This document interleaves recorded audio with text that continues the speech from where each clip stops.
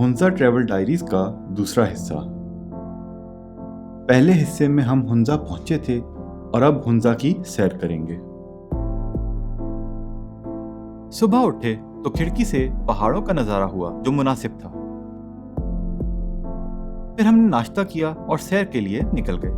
हुंजा जाने से पहले कुछ प्लान बनाया था कि क्या कुछ देखना है और कुछ वहाँ के लोगों से पूछकर बना लिया। पहले हमने 4 नाइट्स का प्रोग्राम बनाया था, लेकिन डील की वजह से हमने सोचा कि 4 नाइट्स के पैसों में 6 नाइट्स का मजा ले लेते हैं। हम वैसे भी धीमे तरीके से सयाहत करने के आदी हैं और अपने ट्रिप को ज्यादा सख्त नहीं बनाते, तसल्ली से आराम से माहौल का मजा लेते हैं।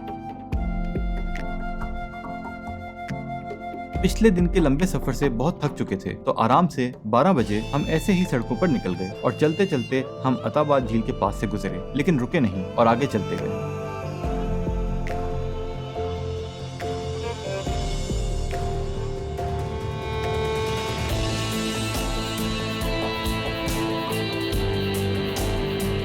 चलते चलते हम पस्सू पहुंचे, जहाँ के पस्सू कोन्स पहाड़ बहुत मशहूर हैं।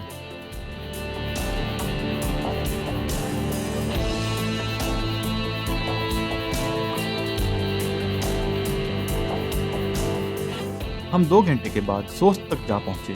वहाँ पंप से पेट्रोल भरवाया और पूछा कि वहाँ से खुंजराब का रास्ता कितना है, तो पता चला करीबन 2 घंटे और लग जाएंगे। साथ ही ये भी पता चला कि रात को बर्फबारी होनी है। हमने सोचा कि कहीं ऐसा ना हो बर्फबारी हो जाए और हम खुंजराब तक अगले दिनों में जा ही ना सकें, लेकिन उस दिन देर हो चुकी थी। जा तो सकते थे, लेकिन पिछले रोज भी हम हुंजा तक रात को पहुंचे और यही बेहतर समझा कि सयाहों को इन इलाकों में रोशनी में ही सफर करना चाहिए, तो हमने गाड़ी वापस मोड़ ली। ये भी शुक्र अदा किया कि हम नारान में एक फालतू दिन नहीं रुके, क्योंकि मौसमी पेशगोई के मुताबिक बर्फबारी वहाँ भी हुई और बाबूसर टॉप बंद हो गया।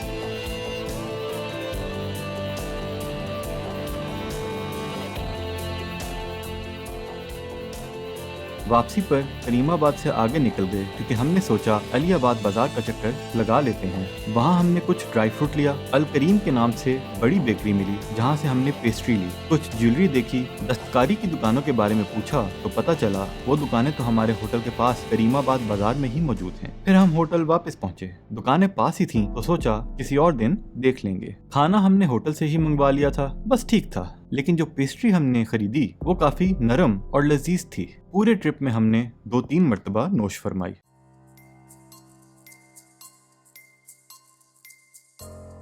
हमारे पास 5 दिन थे, तो दूसरे दिन हमने खुंजराब जाने का प्रोग्राम बनाया हुआ था, लेकिन बर्फबारी की वजह से जा नहीं सके। तो हमने सोचा जो हमने अगले दिनों में करना है वो हम आज कर लेते हैं। हम गिलगित वापस गए। वैसे ये हमारे प्लान का हिस्सा नहीं था और ना ही हमारा गिलगित देखने का प्रोग्राम था, क्योंकि शायद वो एक आम छोटे शहरों की तरह है और दोस्तों के मुताबिक वहाँ कोई खास देखने की जगह भी नहीं। लेकिन हम गिलगित इसलिए गए क्योंकि गिलगित से हुंजा के मुकम्मल रास्ते की वीडियो उस दिन रात हो जाने की वजह से बन न सकी, और हमने तो इस्लामाबाद से खुंजराब तक की मुकम्मल वीडियो बनाने का तहिया किया हुआ था, इसलिए हमें ये इजाफी सफर करना पड़ा।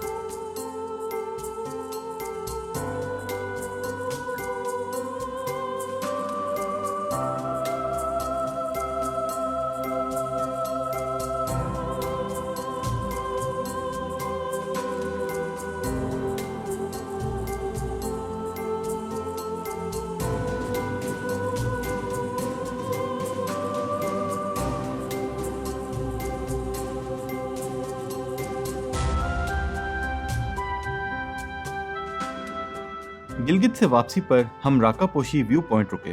वहाँ एक दुकान से पत्थरों की ज्वेलरी खरीदी। ये भाई वहाँ होते हैं और अगर इन्हें कोई सरमायाकार मिल जाए तो ये इस इलाके में होटल खोलना चाहते हैं। अगर आप सरमायाकारी का इरादा रखते हो तो उनसे मुलाकात कर सकते हैं। यहाँ से लोग जीप में राकापोशी व्यू पॉइंट तक जा सकते हैं। बहुत से ऐसे मकामात हैं जहाँ जीप में जाकर पहाड़ों के बेहतरीन नज़ारे किए जा सकते हैं। लेकिन हम इस ट्रिप में ऐसे मकामात पर नहीं गए। हर जगह जाने के लिए तकरीबन 3000 लगते हैं, क्योंकि पथरीले रास्तों में सिर्फ जीप या 4 व्हीलर ही जा सकते हैं। बात सिर्फ 3000 की नहीं, हमने सोचा कि आराम से ऐसे इलाके देखें जहाँ हम अपनी गाड़ी पर ही जा सकें, क्योंकि जीप में पथरीले रास्तों पर हड्डी पसली एक हो जाती है, तो हमने अवॉइड ही किया। और जैसा आप बता चुके कि पहाड़ी रास्तों में हमारी तबीयत खराब हो जाती है जब गाड़ी कोई दूसरा ड्राइव करे।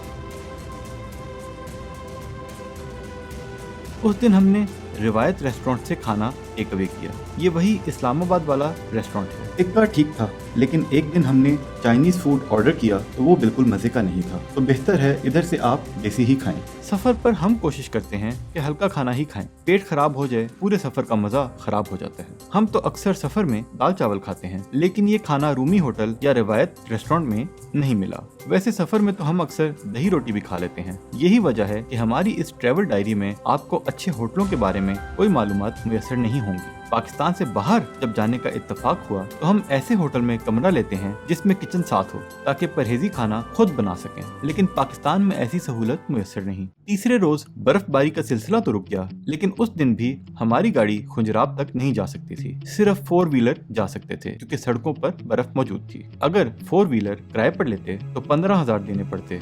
इसलिए हमने सोचा कि खुंजराब फिर कभी ही जाना पड़ेगा, क्योंकि अभी ये भी नहीं पता था कि अगले 2 दिन भी बर्फबारी है या नहीं। 15,000 खर्चा भी काफी था, लेकिन असल मसला वही था कि ड्राइव की और करता।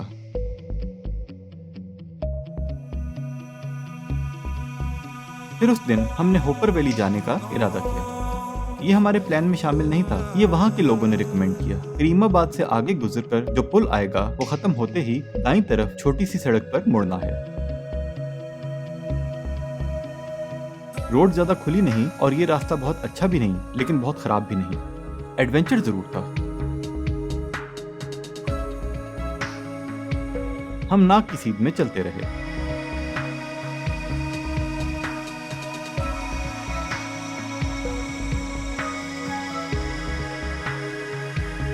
फिर पुल क्रॉस करके चढ़ाई शुरू हुई। सड़क छोटी है और मुनासिब बनी हुई है, लेकिन आहिस्ता और एहतियात से ही चलाएं।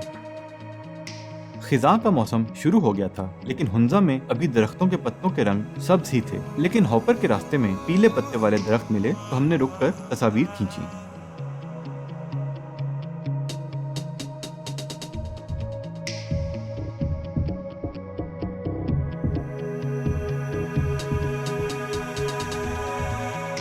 वहाँ की एक रिहायशी खातून हमारी गाड़ी के पास से गुजर रही थी कि उन्होंने मेरी वालदा को चंद अखरोट पकड़ा दिए। वो उर्दू बोलना भी नहीं जानती थी, लेकिन ये वहाँ के लोगों की मेहमान नवाजी थी जिसके लिए वो लोग मशहूर हैं। होटल में भी एक शख्स हमारे पास आया जो होटल का कारिंदा नहीं था और हमें एक सेब पकड़ा कर चला गया। वहाँ अक्सर लोग मुस्कुरा कर ही बात करते थे। खैर, अच्छे बुरे लोग तो हर जगह होते हैं, लेकिन हमारा अंदाजा है कि ये खूबियाँ वहाँ के ज्यादातर लोगों में मौजूद हैं। बाकी तो अल्लाह बेहतर जानता है।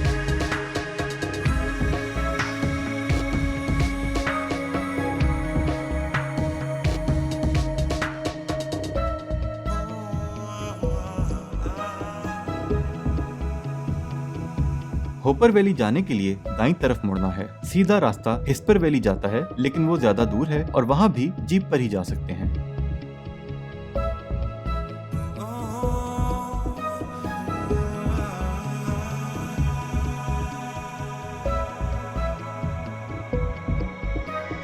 कुछ जगह पर रोड तंग हो जाती कि एक वक्त में आमने सामने से गाड़ी नहीं गुजर सकती, इसलिए रुककर जगह देनी चाहिए।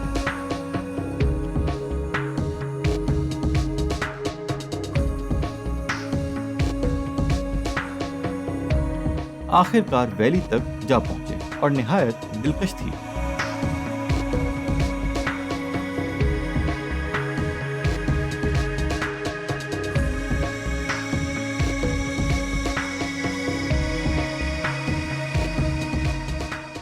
फिर हम इस मकाम पर पहुंचे जहां सड़क खत्म हो चुकी थी और वहां 1-2 छोटे होटल थे। हम वहां से मुड़कर वापस जाने लगे।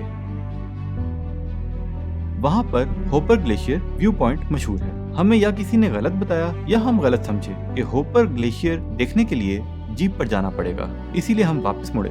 लेकिन एक नौजवान साहब हमारे पास आए और हमें रोका। पहले हम समझे कि होटल वाला है जो हमें खाने के लिए रोकना चाहता है, लेकिन उन्होंने हमें रोककर कहा कि यहाँ तक आए हैं तो ग्लेशियर देखकर जाएं। हमने बताया कि ग्लेशियर तो जीप में नहीं देखते, लेकिन पूछने पर पता चला कि जीप पर ग्लेशियर के पास जाते हैं, लेकिन व्यू वहाँ से भी हो जाता है। हम उनके शुक्रगुजार हैं कि उनकी वजह से हमने ये व्यू देख लिया। फिर वही हमें ऊंचे नीचे रास्ते से पास एक जगह ले गए जहाँ से अच्छा व्यू मिला। उनका नाम नवीद है और ये कराची में होटल मैनेजमेंट की तालीम हासिल कर रहे हैं। बड़े होकर ये हुंजा में सयाहों के गाइड बनना चाहते हैं। अल्लाह इन्हें कामयाब करे।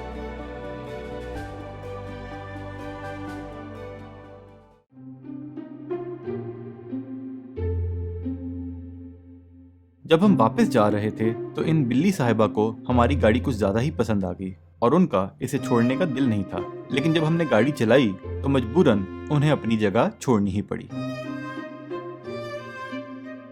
पहाड़ी इलाकों की खास बात है, ऊपर जाते हुए जो नज़ारा मिलता है तो नीचे आते हुए मुख्तलिफ नज़ारा मिलता है। दोनों का अपना ही मजा है। वापसी पर हमने रुककर कई जगह तस्वीरें भी खींची और आहिस्ता आहिस्ता वापसी के सफर पर चलते रहे। वैसे हम हुंजा नवंबर के पहले हफ्ते में जाना चाहते थे ताकि दरख्तों के पत्तों के खिजां के रंग का पूरी तरह मजा ले सकें। हुंजा के ऑटम कलर्स बहुत मशहूर हैं, लेकिन जैसे ही हमें पता चला कि बाबूसर टॉप अक्टूबर में ही बंद हो जाता है तो हमने जल्दी से प्रोग्राम बना लिया। हॉपर के रास्ते में हमारी ये ख्वाहिश कुछ कुछ पूरी हुई।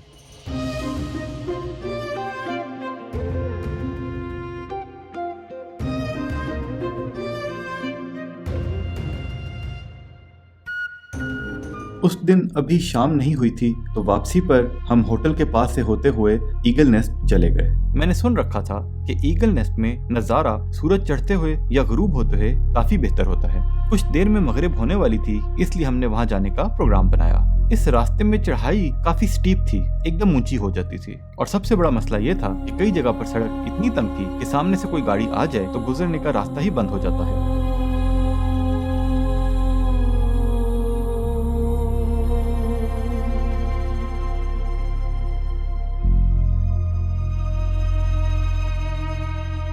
इस रास्ते पर थोड़ा खौफ भी महसूस हुआ, लेकिन अल्लाह अल्लाह करके वहां पहुंच ही गए। वहां भी कुछ होटल्स हैं, लेकिन हमने शुक्र किया कि हमने वहां होटल नहीं लिया। एक बार के लिए तो वहां जाना ठीक था, लेकिन रोज रोज उस रास्ते पर आना जाना हमें मुश्किल महसूस हुआ। खैर, गाड़ी पार्क करके होटलों के पास से होते हुए हम व्यू पॉइंट तक पहुंचे। यहाँ ऊपर तक हर कोई नहीं जा सकता, खसूसन बुजुर्ग और बच्चे। हमें भी ज्यादा वर्जिश की आदत नहीं, तो वहाँ पहुँचते हुए बहुत ज्यादा सांस चढ़ गया और ऐसा लगा कि वहाँ ऑक्सीजन की भी कमी है। बहरहाल हुंजा वैली और पहाड़ों का सबसे बेहतरीन नज़ारा हमें वहीं से मिला।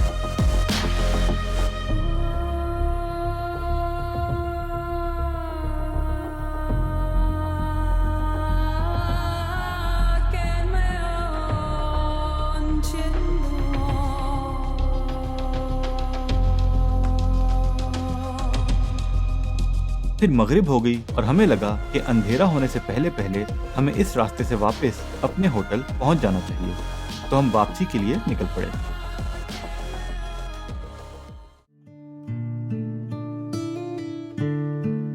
अब हमारे हुंजा में 2 दिन ही बाकी थे।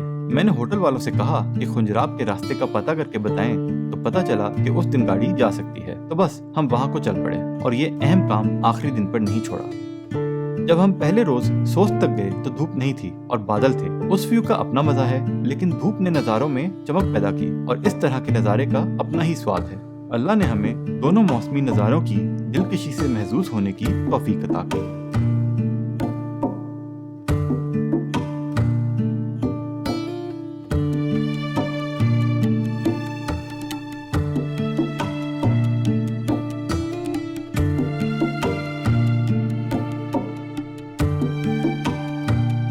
सोस्ट से आगे निकले तो हमें एक साइन नजर आया, मिसगार, और पूछने पर पता चला कि इस तरफ के पाकिस्तानी बॉर्डर में ये आखिरी गांव है। हमारा वहां जाने का दिल हुआ, लेकिन वक्त नहीं था। अगर पहले पता होता तो हम उस दिन वहां जा सकते थे जिस दिन हम सोस्ट से वापस लौटे थे। चले कोई नहीं।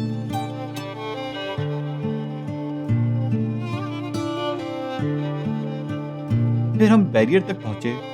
यहाँ से खुंजराब जाने के लिए टिकट लेनी पड़ती है। खुंजराब पर वॉशरूम बंद था, तो अगर आप वॉशरूम इस्तेमाल करना चाहते हैं तो यहाँ टिकट घर के पास वॉशरूम मौजूद है, वरना फिर आगे पहाड़ों को ये शर्फ बख्शना पड़ेगा, या फिर सोस्त के पास पेट्रोल पंप को भी इस्तेमाल किया जा सकता है। खैर, वहाँ से टिकट लेने के बाद जब हम आगे निकले तो इतने हसीन दरख्तों के नज़ारे शुरू हुए, क्या बताएं। और हम जो खिजा के रंग देखना चाहते थे वो हमें इस इलाके में पुरजोश तरीके से नजर आए, और अल्लाह ने हमारी ये ख्वाहिश मुकम्मल पूरी कर दी।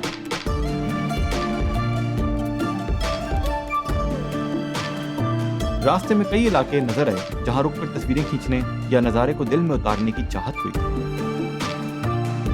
लेकिन सफर लंबा था और वापसी भी एक ही दिन में करनी थी, इसलिए हम ज्यादा नहीं रुके।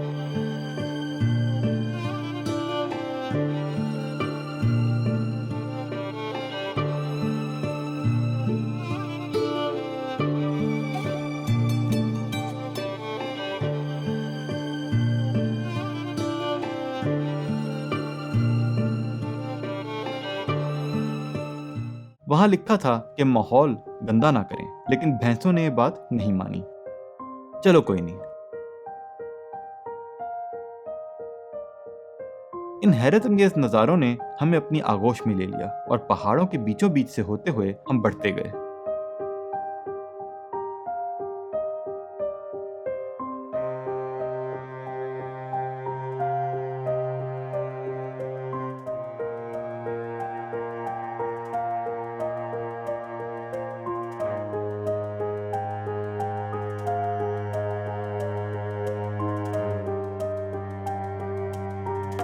फिर हम अपनी शानदार मंजिल तक जा पहुंचे।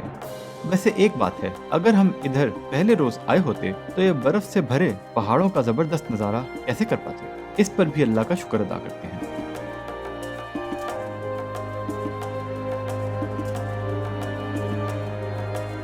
बॉर्डर के गेट के पास जाने की इजाजत नहीं थी, शायद वहां तक की बर्फ साफ नहीं की, कोई बात नहीं। नजारा तो पहाड़ों का था, ना कि उस गेट का। खुंजराब की ऊंचाई तकरीबन 15,400 फीट है।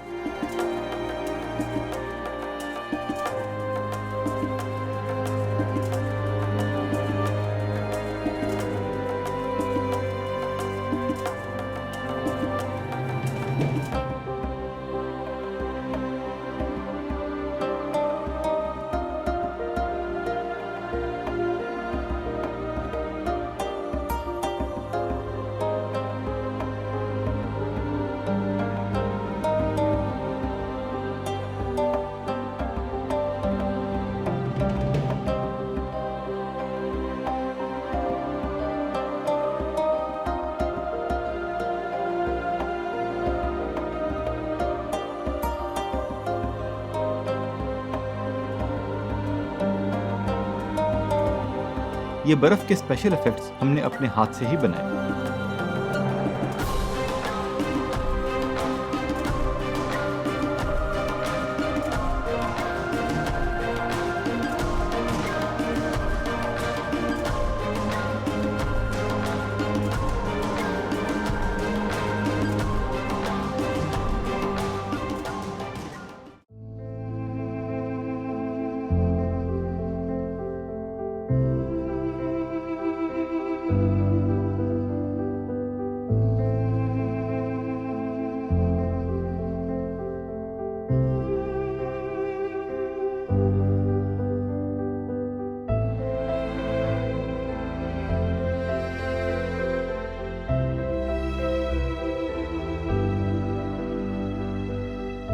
वापसी पर हमें कुछ वक्त मिला तो हमने साथ साथ रुककर थोड़ी थोड़ी फोटो और वीडियो बनाई।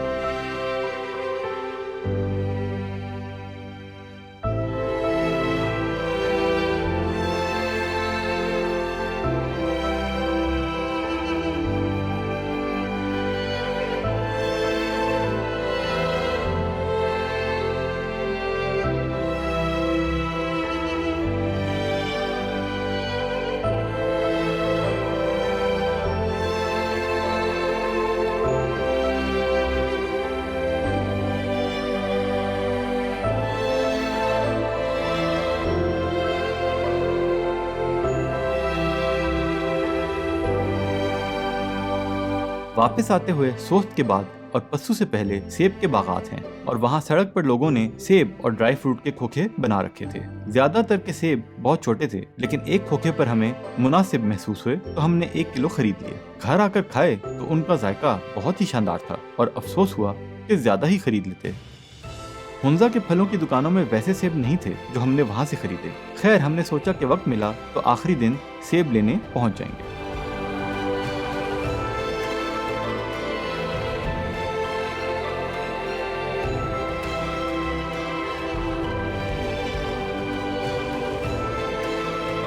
फिर घर पहुंचने तक मगरिब हो गई और सादा खाना खाकर नींद की आगोश में जा पड़े।